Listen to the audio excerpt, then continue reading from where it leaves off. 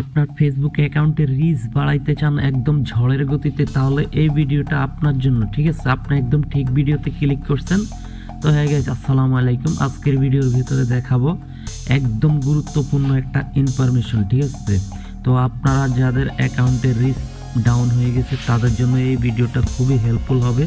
ভিডিওটা একটু স্কিপ করবেন না। তো দেখেন, এটা হচ্ছে একদম নতুন একটা আইডি।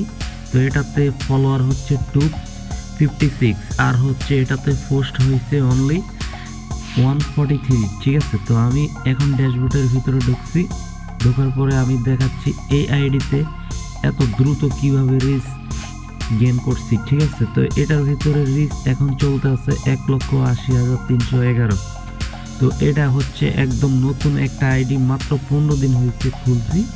তো যাদের আইডির রিচ কমে গেছে, রিচ বাড়াতে চাইলে 100% ওয়ার্কিং, ভিডিওটা দেখতে থাকেন। ঠিক আছে, এখানে ক্লিক করেন।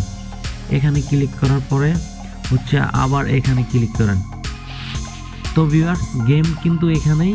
তো এখান থেকে যদি আপনি ভুল একটা সেটিংস অন করে রাখেন তাহলে আপনার আইডিতে সারাদিন পরিশ্রম করলো কিন্তু আপনার আইডিতে রিচ বাড়বে না। ঠিক আছে, তো রিচ বাড়াতে হলে এখান থেকে আপনাকে সিলেক্ট করতে হবে কোন অপশনটা আমি দেখাচ্ছি।